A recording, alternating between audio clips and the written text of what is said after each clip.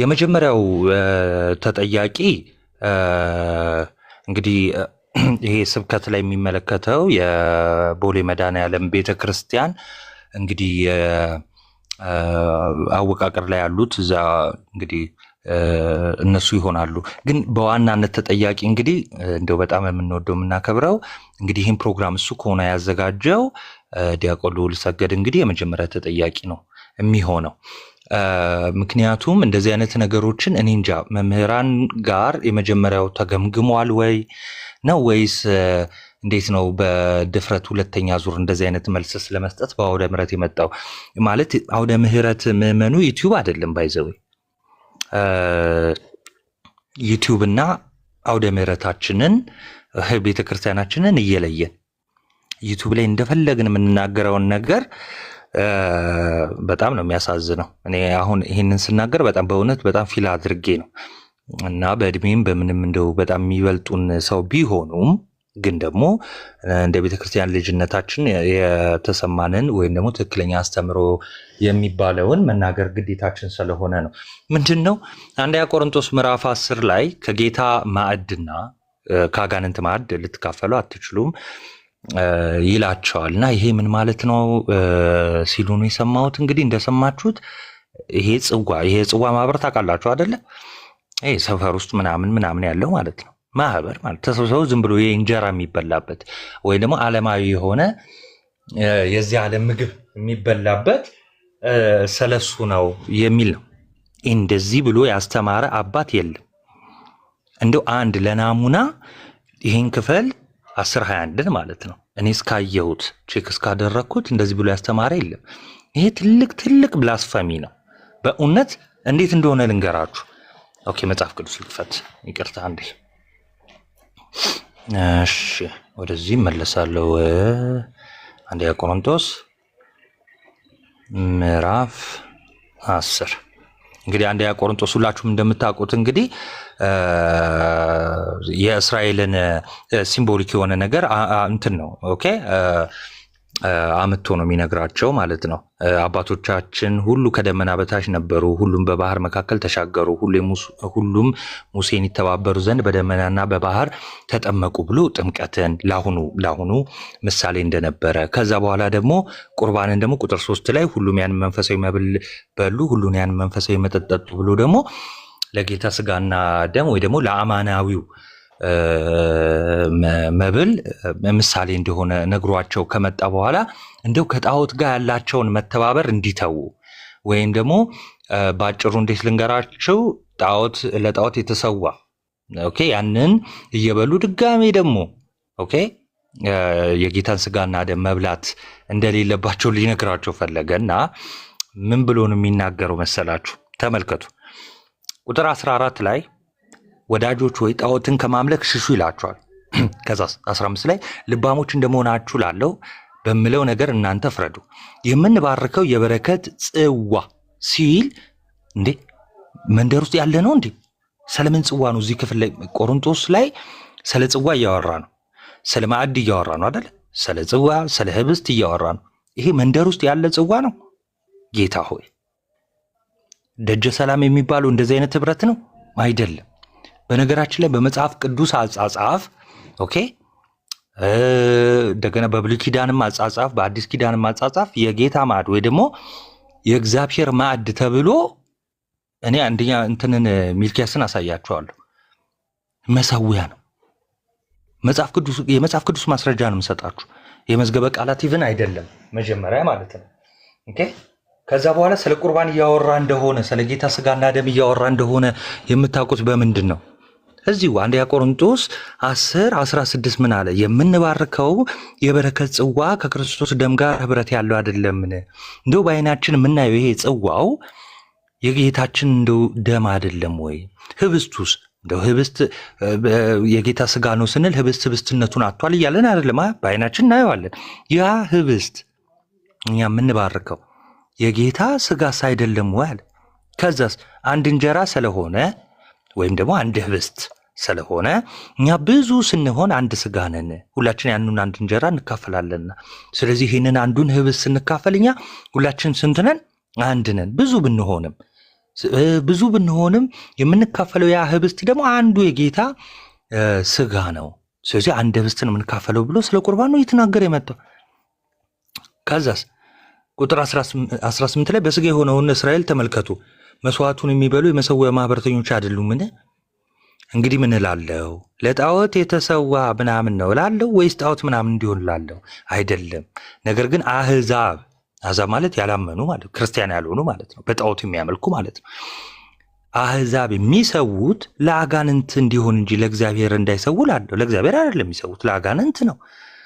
ከዛ ከአጋንንት ጋር ማህበርተኞች እንድትሆኑ አልወድም። ስለዚህ እነሱ ለአጋንንት ከሰዉ እናንተ ሄዳችሁ ከነሱ ጋር አትብሉ። ኢን ሴንስ ኖርማሊ ህብረት በመብል ኖርማሊ የምድራዊ ምግብ ህብረት አታርጉ እያለ አይደለም። እንደዚህ እያደረገ ሳይሆን እነሱ ለአጋንንት የሰዉትን አትብሉ። ኦኬ። ስለዚህ እየሰዉ ያሉት እነሱ ለእግዚአብሔር አይደለም። ይችን ተናግሮ ነው ምን አለ? የጌታ ጽዋና የአጋንንትን ጽዋ ልጠጡ አትችሉም። ሄዳችሁ አትብሉ ያልኩት ለምንድን ነው? ሄዳችሁ አትብሉ ያልኩት በቃ የጌታንም ጽዋ ከላይ ምን ብሎን ነበር እንዳትረሱ። እሺ፣ ከላይ የጌታ ጽዋ፣ ይሄ ጽዋው ምንድን ነው አለ? የጌታ ስጋን ማን ነው? የጌታ ደም ነው አለ። ይሄው የምንባረከው ይሄ ጽዋ የጌታ ደም ነው አለ። ህብስቱ ደግሞ የጌታ ስጋ ነው አለ። ይሄን ነግሮን መጥቶ ይሄው ምን አለ? የጌታን ጽዋና የአጋንንትን ጽዋ ልጠጡ አትችሉም። እና ምን አድርጉ? እነሱ ለእግዚአብሔር አይደለም የሚሰዉት ለጣዖት ነው። እናማ ከአጋንንት ጋር ማህበርተኞች አትሁኑ። አንድ ላይ ተቀምጣችሁ ለዛ ለጣዖት የተሰዋውን አትውሰዱ፣ አትካፈሉ። ይህን ተናገረ። ከዛን የጌታ ጽዋና የአጋንንትን ጽዋ አንድ ላይ ልጠጡ አትችሉም። ለሁለት ጌታ መገዛት አትችሉም። ኦኬ። እቆርባለሁ ካላችሁ የጌታን ስጋና ደም ወስዳለሁ ካላችሁ በቃ የጌታን ስጋና ደም ነው መውሰድ የምትችሉት። ለጣዖት የተሰዋው መውሰድ አትችሉ። እናንተ ግን ለጣዖትም የተሰዋውን ለጌታም የተሰዋውን ካልወሰድን ትላላችሁ። ስለዚህ እኔ እንደዛ እንድትሆኑ አልፈልግም እያለ ነው። ይኸው 20 ላይ 21 ማለት እዛው 21 ላይ ምን ይላል? ከጌታ ማዕድና ከአጋንንት ማዕድ ልትካፈሉ አትችሉ ማለት አቋረጥኩ። እንትኑም ራሱ ይሄ አንድምታ ትርጓሜው ምናልባት እርሊ ቸርች ብቻ ሲጠቀሱ እንግሊዘኛ እንዳይመስል የአንድምታ ትርጓሜውም በቅዱስ ቁርባን ነው የፈታው እና ያንም ማሳየት ትችላለህ ብዬ ነው አቋረጥኩ። ይቅርታ። እሺ አለው ቴሌግራም ላይ። ኦኬ ይሄን እንትን ብዬላችሁ አሳያችኋለሁ። እሱ ነው እነ ቀለሜንጦስን የምናያለን፣ እነ ቅዱስ ዮሐንስ አፈወርቅን የምናያለን። ምንም ችግር የለውም። ይሄው ክፍሉ በቃ ስለምንድን ነው እያወራ ያለው ነው። ይሄ ክፍል ሲጀመር አሁን እንደ ክፍል ነው። አሁን እንደሰማችሁት ቮይሱን ይሄ እንደ ክፍል ራሱን ስለ ሰፈር ውስጥ ስላለ ጽዋ ወይ ደግሞ እንዲሁ ክርስቲያኖች ተሰብስበው ስለሚያደርጉት ምድራዊ መብል አይደለም። እና ስለምንድን ነው ካላችሁ ይልቁንስ በብሉይ ኪዳን መንፈሳዊ መብል በሉ መንፈሳዊን መጠጥ ጠጡ ስለተባለለት ፍጻሜ ስላገኘው በክርስቶስ ስለ ጌታችን ስጋና ደም ነው። ከዛ ደግሞ የጌታን ስጋና ደም ሲናገር ወይ ደግሞ ቅዱስ ቁርባን እንዴ ጽዋው የጌታ ደም ነው፣ ህብስቱ ደግሞ የጌታ ስጋ ነው አለ። ከዛስ እንዲህ ይህንን በአደባባይ ሐዋርያው ቅዱስ ጳውሎስ ኦኬ ያስተማረንን የሐዋርያውን ትምህርት ቀጥታ እንዲሁ አንብባችሁት ራሱ ግልጽ የሆነ አጻጻፍ ነው።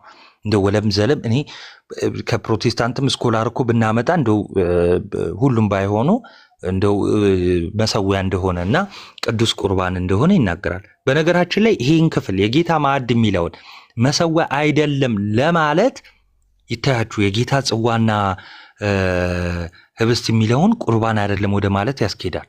አያችሁ፣ ይሄ ትዕቢት ነው በነገራችን ላይ ማለት ነው። ይኸው እኛ እዚህ ሶሻል ሚዲያ ላይ ለምሳሌ አይ ስህተት ነው ይሄ አለን፣ ወይም ደግሞ ከዚህ በፊት የጌታ ማዕድ የሚለው ቀኛን ለመቃወም ብቻ ሲባል የጌታ ማዕድ የሚለውን ተመልከቱ። the Lord's table ይሄ እንግሊዘኛው ነው። በነገራችን ላይ ሄርሜኔቲክስ ላይ ወይ ደግሞ የመጽሐፍ ቅዱስ ስነ አፈታት ላይ ለምሳሌ የመጀመሪያው ስልት ምንድነው? በኩር ቋንቋው ጋር ሄዶ ቼክ ማድረግ ነው። በቃ በኩር ቋንቋውን መመልከት። በኩር ቋንቋው ምንድነው? ግሪኩ ምን ይላል? ትራፔዛ ኩሩ አለቀ። እኛን ተርጉም አላለም። የሄርሜኔቲክሱ ራሱ አሁን ቴዎሎጂ እንግዲህ እኚህ ሰው ተምረዋል አይደለ? በጣም ከባድ ነው። እና የጌታ ማዕድ የሚለውን ተመልከቱ። ማዕድ የሚል መጥቶ ከዛ የጌታ አለው አይደለ? ዝም ብሎ ማዕድ ብቻ አይደለም። የጌታ ማዕድ የሚለውን ለመሰረዝ መሰዊያ አይደለም። እንደው እኛ ታቦት የምንለው አይደለም። እነሱ ተሳስተዋል። አሮን ነው ብቻ ስድቡን መድገም አልፈልግም። ምን አመጣሽ ምናምን ይበሉን፣ ችግር የለውም። እሰየው ታናሽ ነን እንቀበላለን ለስድቡ። ግን እኛ እንደዛ ለማለት መጽሐፍ ቅዱሱ እንዴት እንቀይራለን እንዴ? ናቲ እንዴት መጽሐፍ ቅዱሱን እንቀይራለን ትላለ? የእሳቸው ልክ ነው ካላችሁን ይኸው እዚሁ መጽሐፍ ቅዱስ ብሉይ ኪዳን ላይ ወስዳችሁና ሚልኪያስ ላይ ወስዳችኋል። ትንቢተ ሚልኪያስ ምዕራፍ 1 ቁጥር 7 እንዲህ ይላል፣ በመሰዊያዬ ላይ በምን ላይ አለ? በጽዋ አለ፣ በደጀ ሰላም አለ፣ በዘኪ አለ አይልም። በመሰዊያዬ ላይ ርኩስ እንጀራ ታቀርባላችሁ እና ያረከስን በምንድን ነው ብላችኋል እና የእግዚአብሔር ገበታ የተነቀፈ ነው በማለታችሁ፣ አሁን ያንን የረከሰ በማቅረባችሁ ነው አለ። የእግዚአብሔር ገበታ ማለት ማዕድ ማለት ነው በነገራችን ላይ። ወይም ደግሞ እንግሊዘኛውን ተመልከቱት፣ ዘ ሎርድስ ቴብል። እንዴ እኛን መቃወም ማንም ሰው ይችላል። ኦኬ ወንድሞችን እዚህ እኛ ስል እንግዲህ ገባችኋል አይደል? ሆል ቲክቶክ ላይ ያለን እንግዲህ ያው ይሄ ሶሻል ሚዲያው በፈጠረልን ደግሞ ከወንድሞቻችን ጋር ከእናንተ ጋር ምንማማር ማለት እንዴ። መጽሐፍ ቅዱስ ሰው እንዴት ይቃወማል? አንደኛ ቆሮንቶስ ምዕራፍ 10 21 ስለ ሰፈር ጽዋ አውርቶ ማያውቅም፣ ሊያወራም አይችልም። ፈርስት ኦፍ ኦል በቃ ሊያወራ አይችልም። እንዲህ የሚላችሁን ሰው የመቀበል ምን ግዴታ የለባችሁ። በቤተክርስቲያን አውደ ይሄ ዩቲዩብ አይደለም። አሁን አውደ ምሕረት ላይ ተወጥቶ ቤተክርስቲያን የማትለውን መናገር ማለት ነው። ኦኬ ወደ መጽሐፍ ቅዱስ ልመለስ፣ ብዙ አላበዛባችሁም። እሺ ሁለተኛ ኦኬ ይሄ እዚህ ላይ ብዙ ስለተሰጠ እሺ ችግር የለውም። ይሄን ልጨርስላችሁና አንደኛ ቆሮንቶስ 10:21 ምንድነው ከጌታ ማዕድ አልጨረስኩም። አንዴ እሺ ቀጥል። ይሄ ርዕስ የሰጠውበት ምክንያት ደብሩ ራሱ ተጠያቂ ስለሆነ ነው ይሄንን የጻፍኩት። ያለ ደብሩ ፈቃድ፣ ያለ አስተዳደሩ ፈቃድ ይሄ ሰው እዚህ ደብር ላይ እዚህ አውደ ምሕረት ላይ ትምህርት ሊሰጥ አይችልም። ስለዚህ ይሄ ደብር ውስጥ ምንፍቅና ገብቷል ማለት ነው። ዝም ተብሏል። መድረክ ላይ አባት በተቀመጠበት ሰው በተቀመጠበት በሙላ ዝም ተብሏል። ስለዚህ ቤተክርስቲያን ውስጥ እዛ ደብር ውስጥ ምንፍቅና ገብቷል። ይሄንን የተናገርኩት ሌላ ነገር አይደለም። ይሄ ፖለቲካ ምናምን ነገር አይደለም። ቦሌ መድኃኔዓለም ቤተክርስቲያን ውስጥ ግን ምንፍቅና ገብቷል። ይሄንን እንተማመን። አልለቀ የመጀመሪያው ነገር ምንድነው? ቦሌ ገድም ተጠያቂ ናቸው ሁለቱም። ኤግዛክትሊ በዋናነት እንግዲህ ስብከተ ወንጌሉ አሁን እንግዲህ ይህንን ነገር የሚመለከተው የሚመጡትን መምህራን ቼክ ማድረግ ኃላፊነት ያለበት እንግዲህ ይኸው ቦሌ መድኃኔዓለም እንደው አይ ቲንክ ይሄ ሪከርድ ሊደርሳችሁ ይችላል። ቆይ እና ለምን መሰለህ እንደዚህ ነው ናቲ፣ ለምን መሰለህ እዛ መምህር ዘሪሁን የተባለው ግለሰብ የቤተ ክርስቲያኒቱ የስብከተ ወንጌል ምክትል ኃላፊ ነው። ለዛ ነው ደብር ውስጥ ምንፍቅና ገብቷል ያልኩት። ያ አሁን ኦኬ እሺ እንዴት እናድርግ መሰላችሁ? ይሄው በቃ ይሄንን የምትሰሙ አሁን ይሄንን መልእክት አድርሱ ማለት ነው ለጠቅላላ ለቦሌ መድኃኔዓለም ቤተክርስቲያን። ያው ቦሌ መድኃኔዓለም ቦሌ በሚገኘው ታላቁ ደብራችን እንግዲህ ቦሌ መድኃኔዓለም አገልጋይ የሆናችሁ ዲያቆናት፣ ካህናት ባይዘዌ ሊቀ ዲያቆኑንም ቄሰ ገበዙንም የሚመለከት ጉዳይ ስለሆነ ማለት ነው። እናም አስተዳዳሪ እንደዚህ አይነት የምንፍቅና ትምህርትን በመጀመሪያ ደረጃ የተናገረውን በመምህራን ሳይመዘን ስተት መሆኑ እየተረጋገጠ ዝም ተብሎ በሁለተኛ ዙር እንዲያስተምር መፍቀዱ ራሱ አንደኛ ለቤተ ክርስቲያን ያለ ትልቅን ጥላቻ ያሳያል። ሁለተኛ ነገር በውስጣችሁ ያለውን ደግሞ በአስተምሮ የተንሻፈፈ የሆነ የተሐድሶ እንቅስቃሴ ይሸተናል። ምክንያቱም መጽሐፍ ቅዱስ የሚለውን በተቃራኒ የሚያቀርቡ መምህራንን በድጋሚ ተመልከቱ። ሰው አንዴ ሊሳሳት ይችላል እና ሁለተኛ ጊዜ ግን እንትኑን አጥፋው። ቆይ አንተ ምንድነው ርዕሱን? ቆይ አሁን ነው ያየሁት እኔ ራሱ። ቆይ አጥፋው። ገብቶኛል ሀሳብህ ግን እንትን በለው ካለህ ማለት ነው። ቴንክ ዩ አንትሽ እታዘዝሃለሁ። ችግር የለም። ደሆል እሺ። እና ትልቅ የተሃድሶ እንቅስቃሴ እየተስፋፋ በአንድ ሰው አክቹሊ አንድ ሰው ነው ያየ ነው። ምክንያቱም ቤተክርስቲያን የማትለውን የራሷን የሆነ አዲስ ትራዲሽን ካልፈጠርኩልሽ እኔ ነኝ የማቅልሽ አይነት የሆነ ትምህርትና በሌሎች ደግሞ በዚህ ጉዳይ በስብከቱ ጉዳይ የሚመለከታቸው የቦሌ መድኃኔዓለም ቤተክርስቲያን በአስተዳደርም ክፍሎች ያሉ የሚመለከታቸውም ሰዎች ደግሞ ይህ መምህር ነኝ ብሎ የመጣ ሰው የመጀመሪያ ስህተቱን እንደገና ድጋሜ እንዲሳሳትና የምዕመናን ጆሮ ላይ እንዲለማመድ ድጋሜ መፍቀዳችሁ ራሱ እንደው ቤተክርስቲያኒቷ እረኛ እንደሌላት ከማስመሰል እንደው በጣም ከዛም ለይተን አናየው። እውነት እረኞች አሏት፣ ቅዱስ ሲኖዶስም አለ። ሌላው ሁለተኛው ደግሞ ለዲያቆን ልዑል ሰገር ነው። እንደው በጣም የምንወድም እናከብርህ እንደው መምህር ነህ፣ አይሚን ዘማሪ ነህ እና ያው ከልጅነታችን ጀምሮ በጣም በቃ ባንተ ዝማሬ ያደግነን። ግን እንግዲህ ይህን ፕሮግራም አንተ ያዘጋጀው ከሆነ ይሄ ትልቅ ነውር ነው። እንግዲህ እኔ በውስጥ መልእክትም ለማስቀመጥ ሞክሬያለሁ፣ ለሱ የደረሰው አይመስለኝም። ኤኒዌይስ ግን ይሄ ዩቲዩብ ወይም ደግሞ የሆነ ፖድካስት አይደለም።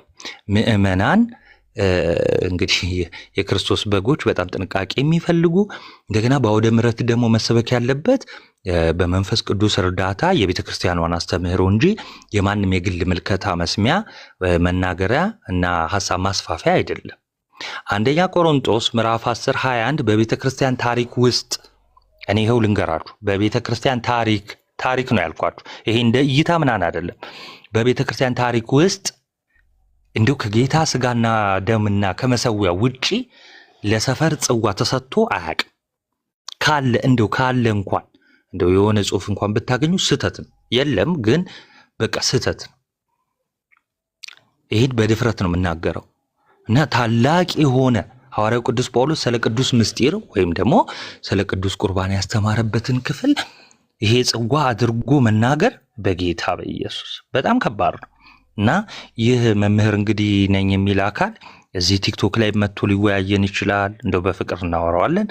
ካልሆነም ደግሞ ያለበት ድረስ ይሄው እኔ ፍቃደኛ ያለበት ድረስ ሄጄ እኔ የሚያመቻችም አካል ካለ ማለት ነው። ምክንያቱም ቤተክርስቲያናችን በእንደዚህ አይነት ሰው መወከል ስለሌለባት። ኤኒዌይስ የሁለተኛ ሐሳቤን አጠር አድርጌ በጣም ባጭሩ ልንገራችሁና ወደ ወንድሞቼ እሄዳለሁ። ቴንኪዩ። እና እንግዲህ አንደኛ ቆሮንቶስ በቃ ይሄ ነው። ስለምን እያወራ ነው? ስለ ህብስቱ ስለ ጽዋው እያወራ ነው። አሁን ተመልከቱ፣ የኛ መሰዊያ የምንለው ታቦት የምንለው ከህብስቱና ከጽዋው አይለይም። እሺ መሰዊያ ካለን አያችሁ ቁርባን አለ፣ ቁርባን ካለን መሰዊያ አለ። ኦኬ ሁለቱ ተያያዥ ነገሮች ናቸው። ያለ መሰዊያው ቁርባን የለም፣ ያለ ቁርባን መሰዊያው የለም በእኛ ቤተክርስቲያን። ሐዋርያው ቅዱስ ጳውሎስ ደስ የሚለው ሲናገር ሁለቱንም እንደዚህ ነው ያስቀመጠው። በነገራችን ላይ ሐዋርያው ቅዱስ ጳውሎስ አይደለም እሱ ብቻ አይደለም፣ እነ ቅዱስ አግናጢዮስ ባይዘወይ በኤፌሶን መልእክታቸውም ፊላደልፊያም ላይ ሄዳችሁ ብታዩ ለምሳሌ ሁለቱንም መሰዊያውንም ቅዱስ ቁርባኑንም አያይዘው ነው ያስቀመጡት። በነገራችን ላይ ማንም የትኛውም አባት ሲያስቀምጥ ይሄ ነው። ቅዱስ ቁርባኑ ለብቻ ሌላ ተናግሮ መሰዊያው ለብቻ የሚነገር አይደለም። እሺ ይሄን ያዙ። ሐዋርያው ቅዱስ ጳውሎስ በቆሮንቶስ 10 ላይ በተለይ 10 ላይ ስለ ጌታ ስጋና ደም እያወራ ነው። እና ባጭሩ ግን መልእክቱ ምንድነው ካላችሁ እንግዲህ በቃ እዛም እዚህ ማለት አትችሉም። አዘሴም ታይም ከጣዖትም ለጣዖት የተሰዋውንም መብላት እየበላችሁ እየመጣችሁ እዚህ መቅረብ አትችሉም ነው በቃ ባጭሩ ያለው። ወደ ቀጣዩ ልሂድ። እኚሁ መምህር ዛሬ በነበረው በላይቭ እንግዲህ ያዳመጥኩት የብሉይ ኪዳን ታቦተ ጽዮን ማለት ነው። ታቦተ ጽዮን አሁንም አክቲቭ ናት። what does it mean? አሁንም አክቲቭ ናት ማለት ተመልከቱ። የብሉይ ኪዳን ታቦት አሁንም ምንድናት? አክቲቭ ናት። ሐዋርያው ቅዱስ ጳውሎስ በዕብራውያን መልእክቱ ምዕራፍ 9 ላይ እንግዲህ ዕብራውያንን በአጠቃላይ ታስታውሳላችሁ አይደለ? እያነጻጸረ እንግዲህ በክርስቶስ የሆነውና ክርስቶስ ታላቅ እንደሆነ ከመላእክት ከነቢያት ከነሙሴ ከነኢያሱ ይሄን ሁሉ አነጻጽሮ ከዛ በኋላ ማጋ ይመጣል? አሮን ጋር ይመጣል። አያችሁ ሊቀ ካህን እንደው አሮን አለን የሚል ነገር ነበራቸው የሚኩራሩበት። ከዛን እንግዲህ ከአሮንም ይበልጣል፣ ምክንያቱም እሱ እንደ ካህኑ መልከጼዴቅ ተብሎ በመሐላ ምን የሆነ ነው? ካህን የሆነ ነው። ክህነቱም የዘላለም ነው ካለ በኋላ ምን አለ? የፊተኛው አገልግሎትና ስርዓት ነበራት እና የዚህ ዓለም መቅደስ ነበራት። የትኛዋ? የብሉይ ኪዳኑ ቤተ መቅደስ የሚባለው ወይ ደግሞ ተበርናክል የሚባለው ምን ነበራት አለ? ይዘረዝራል። ህብስቱ የሚቀመጥበት ጠረጴዛ ራሱ ህብስቱ፣ መቅረዙ እንዲሁም ምናምን አለና ቅድስተ ቅዱሳን የምትባለው ውስጥ ደግሞ ምን አለ? ታቦታል ወይ ደግሞ ታቦተ ጽዮን አይደለ? እና ይሄን ተናግሮ በጣም የሚገርማችሁ ፊተኛይቱ ድንኳን ይሄ አገልግሎት ማለት ነው የብሉይ ኪዳኑ ይህ አገልግሎት ፊተኛይቱ ድንኳን ተበርናክሏ በዚህ ገና ቆማ ሳለች ወደ ቅድስት የሚወስደው መንገድ ገና እንዳልተገለጠ መንፈስ ቅዱስ ያሳያል። ክርስቶስ መምጣት ነበረበት። ወደ ምሳሌ ስለሆነች ወደ እውነተኛው መከፈን ነበረበት። ከዛስ ይህም አሁን የተዘረዘሩት አሁን ያልኳችሁ ታቦተ ጽዮንንም ጨምሮ ማለት ነው ወይ ደግሞ የብሉይ ኪዳን ታቦት ጨምሮ ለአሁን ጊዜ ምሳሌ ነው እና እንደነዚህ መባ መስዋዕት ያቀርባሉ። እነዚህም እስከ መታደስ ዘመን ወይ ደግሞ ይሄው ክርስቶስ እስኪመጣ ድረስ የተደረጉ ምንድናቸው? ስለ ምግብ፣ ስለ መጠጥ፣ ስለ ልዩ ልዩ መታጠብ የሚሆኑ የምን የስጋ ስርዓቶች ብቻ ናቸው። ኢቭን በብሉይ ኪዳን ራሱ ይሄ አገልግሎቱ የስጋ ብቻ ነበሩ፣ የስጋ ስርዓቶች ብቻ ነበሩ። በነገራችን ላይ ነፍስን ማንጻት አልቻሉም። ለዛ ነው ሐዋርያው ቅዱስ ጳውሎስ እነዛ መስዋዕቶች ህሊናን እንኳን ማንጻት አልተቻላቸውም አይደለ ያለው። አሁን ግን ህሊናን የሚያነጻ ታላቅ የሆነ መስዋዕት በክርስቶስ ሆኗል ብሎ የነገረን ማለት ነው። ስለዚህ እነዚህ መስዋዕቶች የታቦተ ጽዮን አገልግሎት የስጋ ስራ ብቻ ነው በነገራችን ላይ ባጭሩ። ኢቭን በጊዜውም ነው ምላችሁ አሁን ኢቭን የስጋ እንኳን ስርዓት አይደለም የስጋም የነፍስም ስርዓት የሆነው ክርስቶስ ሰጥቶናል፣ ለስጋችንም ለነፍሳችንም እንዲሆን ማለት ነው። እሺ ከዛ ስለ ምግብና ስለ መጠጥ ስለ ልዩ ልዩ መታጠብ የሚሆኑ የስጋ ስርዓቶች ብቻ ናቸው። የሚያመልከውን በጊዜ የነበሩ አይሁዳውያን ያንን የሚያመልኩትን ማለት ነው እግዚአብሔርን የሚያመልኩትን መስዋዕት የሚያቀርቡትን የመታጠብ ስርዓት፣ የመንጻት ስርዓት፣ እነዚህ ሁሉ የደም መርጨት ስርዓት፣ እነዚህ ሁሉ የሚያደርጉት በታቦቱ ላይ እነሱን በህሊና ወይ ደግሞ በነፍሳቸው ፍጹም ሊያደርጉት አይችሉም። ግን ምንድን ናቸው? ክርስቶስ ይመጣ ዘንድ ላለው መልካም ነገር ምሳሌ ናቸው እነሱ። ከዛስ ክርስቶስ ሲመጣ ቦታውን ይለቃሉ። ልክ እንደ ሞግዚት ናቸው። ህጉም አገልግሎቱም እስከ ክርስቶስ ወይ ደግሞ እስከ መታደስ ዘመን እንጂ አሁንም አክቲቭ ሆኖ የሚቀጥል አይደለም። ምን ማለት ነው አክቲቭ ማለት?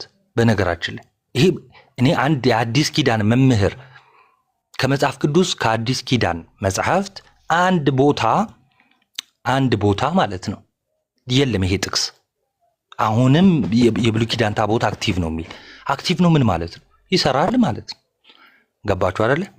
ስልክ አይሰራም ናቲ፣ አይ አክቲቭ ነው ይሰራል፣ አገልግሎት እየሰጠ ነው ማለት ነው። እንደዚህ አይ አክቲቭ ነው ከተባለ ያ ነገር አሁንም አገልግሎት እየሰጠ ነው፣ አሁንም ኦን ነው፣ አልጠፋም ወይም ደግሞ አልተወም ያንን መስራት ማለት ነው። አንድ ሐዋርያ አንድ የቤተ ክርስቲያን አባት የለም። ምንድን ነበር አገልግሎቱ? የታቦተ ጽዮን ነው እንዴ? ሐዋርያው ቅዱስ ጳውሎስ እኮ ሲጽፍልን እኮ ህጉን አሁን ህግጋቱን እንደዚህ በፊደል ቀርጬ እንደሚሰጠን አይደለም። ኦኬ እንትን ላርግላችሁ። እዚሁ ዕብራውያን 8 ላይ ምን ይላችኋል መሰላችሁ? እሺ ሶሪ አንዴ። እሺ ፊተኛው ኪዳን አሁን ይሄ ፊተኛው ኪዳን ዕብራውያን 8:7 ላይ ማለት ነው። እሺ ፊተኛው ኪዳን ይሄ አሮጌው ማለት ነው ነቀፋ ባይኖረው ለሁለተኛው ስፍራ ባልተፈለገም ነበር አለ። አክቲቭ መሆን ቢያስፈልገው ይሄ አዲስ ኪዳን ሆነ። ለምን አዲስ የሆነ ኪዳንን ከኛ ጋር አደረገ እግዚአብሔር? ነቀፋ ስላለው አይደል እንዴ? ነቀፋ አለው። ነቀፋው ምንድነው? ፍጹም ማድረግ አይችልም፣ ማጠብ አይችልም፣ ማንጻት አይችልም። በታቦቱ ላይ የሚረጨው ያ የእንስሳም ደም ያ አገልግሎትም ማንጻት አይችልም። ከዛ በኋላ ቁጥር 9 ላይ ከግብፅ ሀገር አወጣቸው ዘንድ እጃቸውን ቢያስኩበት ቀን ከአባቶቻቸው ጋር እንደገባሁት ኪዳን አይደለም። ኪዳን ምንድነው? ስምምነት። ለምሳሌ አንደኛው አካል የኪዳኑ አካል ይሄው የቤተ መቅደሱ አገልግሎት ነው። አሁን እንደዚህ አይነት አገልግሎት አይደለም ያለው። ማን ነው ያለው? ይኸው ትንቢተ ኤርምያስ ላይ ራሱ እግዚአብሔር ነው ያለው። አሁን ለየት ያለ ነው አለ። እሺ ምንድን ነው ለየት ያለው ካላችሁ ይኸው እዚሁ ይናገራል። እሺ ያኔ ከግብፅ ባስወጣዋቸው ጊዜ በሲና ተራራ ከህዝቡ ጋር እንደገባሁት አይነት ኪዳን አይደለም። እና ምንድን ነው እነርሱ በኪዳኔ አልጸኑም። በብሉይ ኪዳን ያሉት ማለት ነው። እሺ እኔም ቸል አልኋቸው ይላል ጌታ። ከዚያ ወራት በኋላ ከእስራኤል ቤት ጋር የምገባው ቃል ኪዳን ይህ ነው። ስለዚህ አዲሱ ኪዳን ምንድን ነው?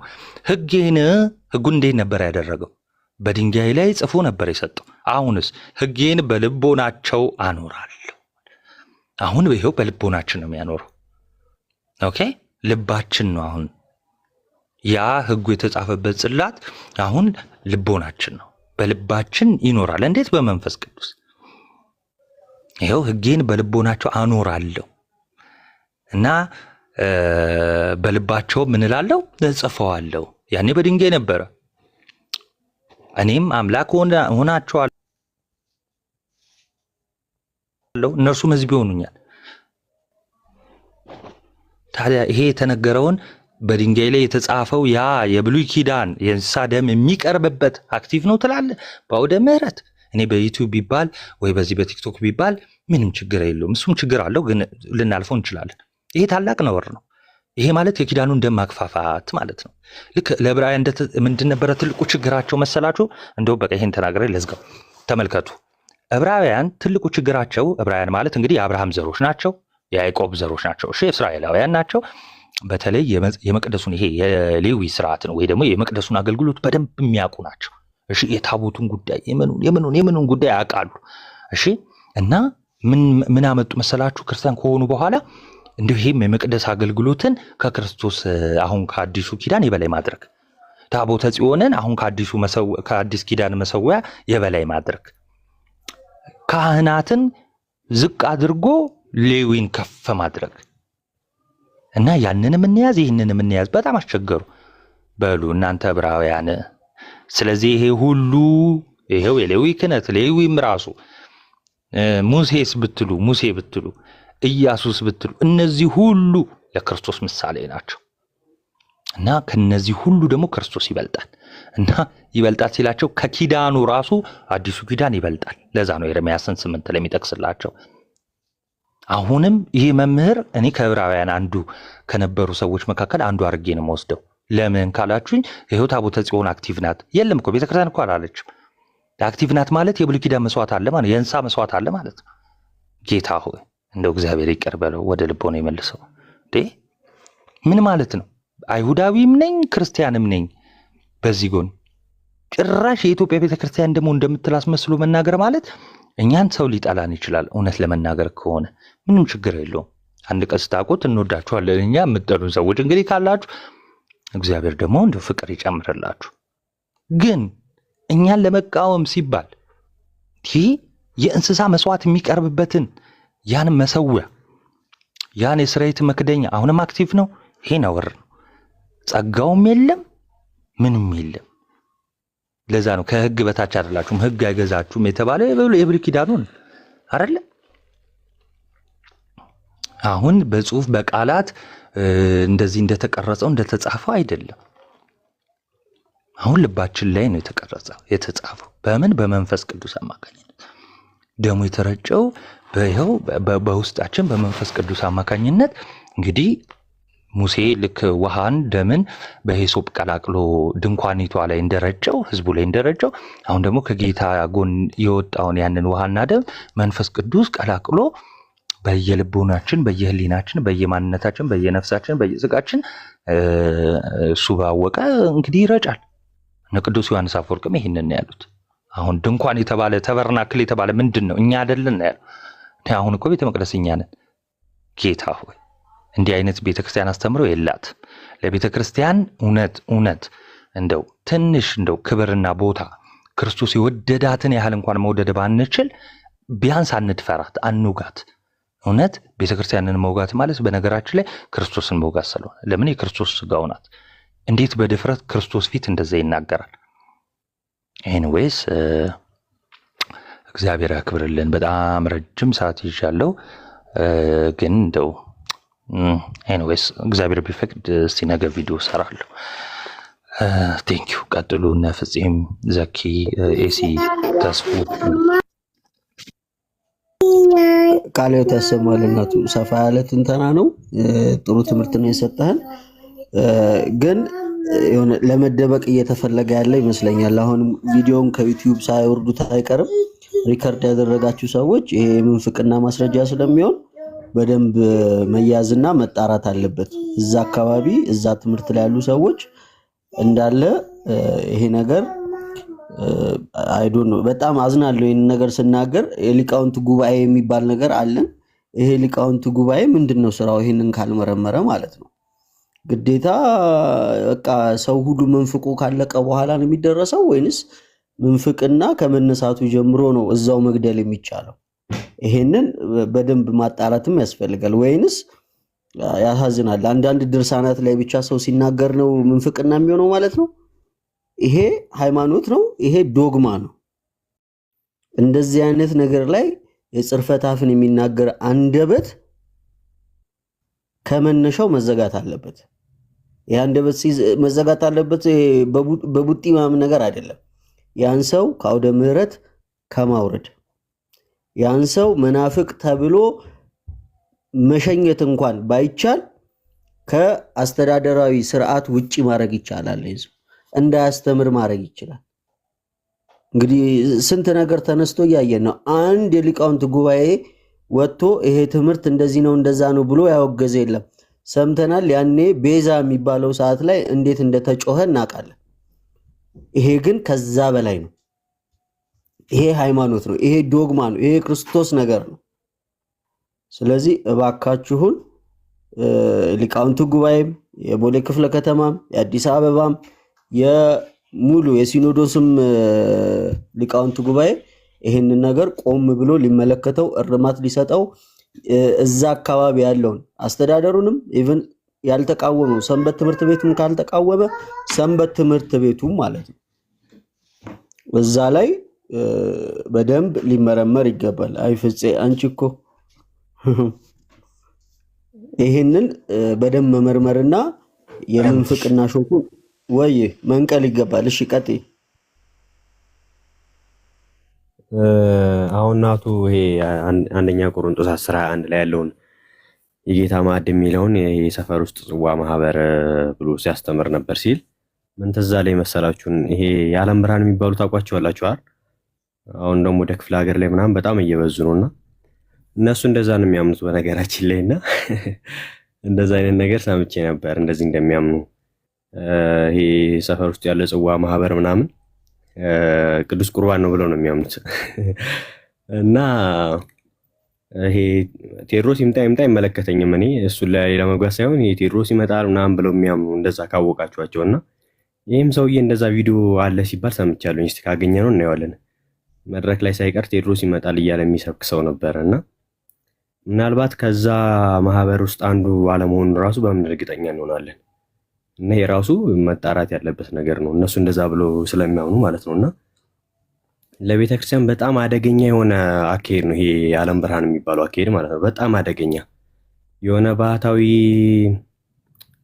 ከዚህ ገዳም የመጣ ባህታዊ እንደዚህ ተናግሩኝ እያለ በህዝብ ላይ በክርስቲያኖች ላይ በጣም ብዙ ነገርን የሚጭን ማህበር አይነት ነገር ነውና በጣም አደገኛ ነው አካሄዳቸውና ከፕሮቴስታንቱ የባሰ ነው። በጣም ከባድ እንትን ነው።